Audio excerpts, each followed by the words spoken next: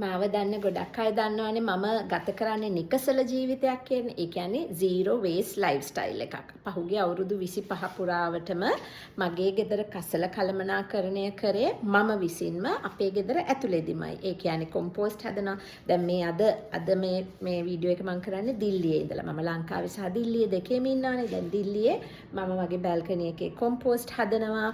එතකොට රීසයික්ලින් වලට දෙනවා. මේ විදිහට හැමදේම කරලා කිසිම දෙයක් මෙතෙක් කල අවුරුදු 9ටම දිල්ලියේ නගර සභාවකට කුණු දීලා නැහැ. ඒක නිසා ඒ කසල කළමනාකරණය කරන හැටිම ගොඩක් අයට මම මගේ පුහුණු වැඩසටහන් වලදී කරනවා. ඉතින් ගොඩක් අය ඒ ගැන දන්නවා.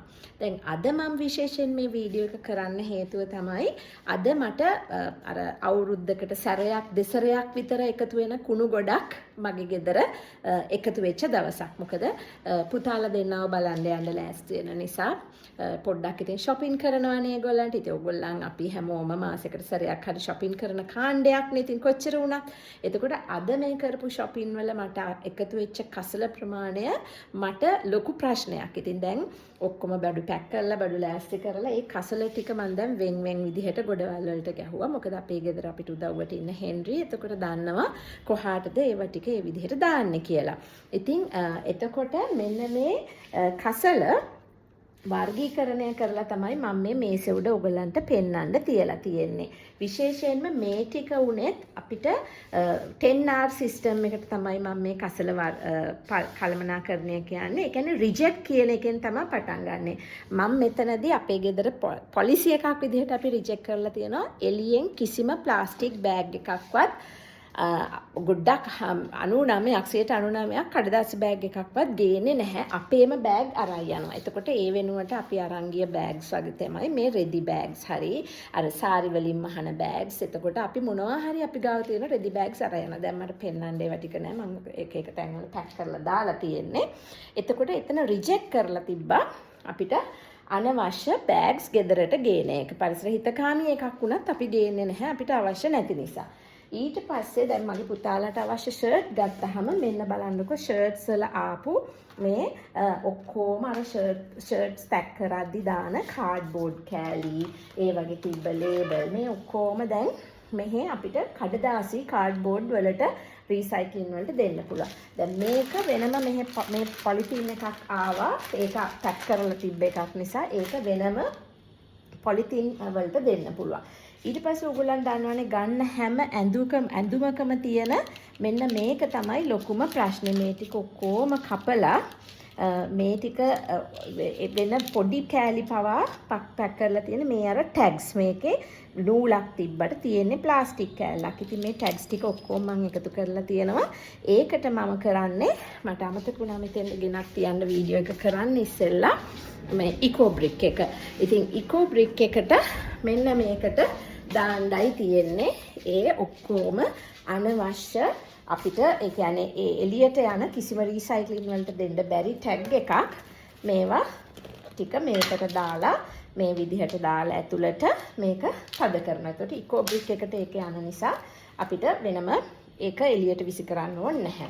ඊළඟට තිබ්බා මේ වගේ රිබන් කෑලි. දැන් මේ රිබන් කෑලි නැවත පාවිච්චි කරන්න පුළුවන්. ඔය ගොඩක් වෙලාවට බෑග්ස් වල සූට්කේසස් වල එක එක අඳුර ගන්න පුළුවන් වෙන්න ගන්න පුළුවන්. හැබැයි මෙච්චර වැඩි.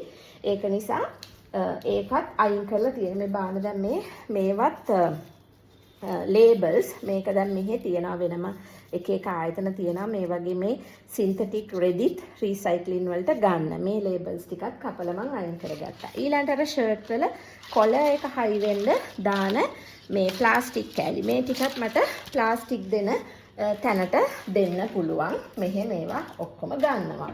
ඊළඟට මේ බලන්නකෝ පේන්නේ හරියට රෙදි වගේ. හැබැයි මේක රෙදි නෙමෙයි. මේකත් ප්ලාස්ටික් ටැග් එකක් මේ ඇඳුම් වල තිබ්බා. ඉතින් ඒකත් මම වෙනම අරන් තිබ්බා. ඒකත් ප්ලාස්ටික් වලට යන. දැන් මේකත් රෙදි වගේ පෙවුනට මේක රෙදිවත් කඩදාසිවත් නෙමෙයි. ඒක මික්ස් මැටීරියල් එකක්.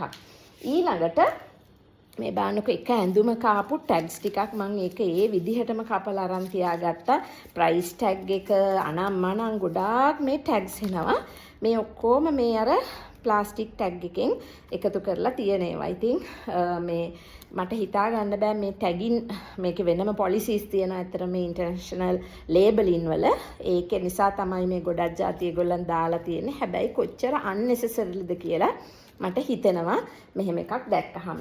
ඊළඟට මේ බලන්න දැන් තියෙනවා eco tags. මේ ඔක්කොම compostable නූල් වලින් තමයි මේ tags එකතු කරලා තියෙන්නේ. ඉතින් මට මේ ටික ඕන නම් composting වලට දාන්න පුළුවන්.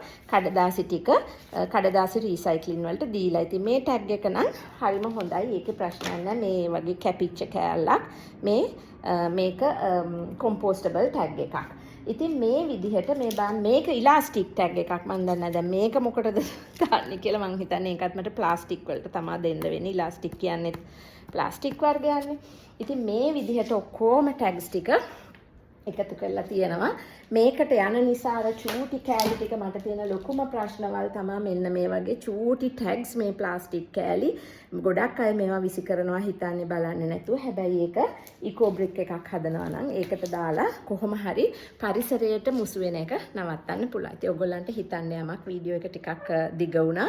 පුළුවන් නම් මට කියන්න ඔයගොල්ලන් මොනවද මේ වගේ ලේබල්ස් වලට කරේ මෙච්චර කල් ඉස්සරහට මොනවද කරන්න හිතන්නේ කියලා. මේ ක්‍රමේ කරන්න පුළුවන්ද බැරිද කියලා.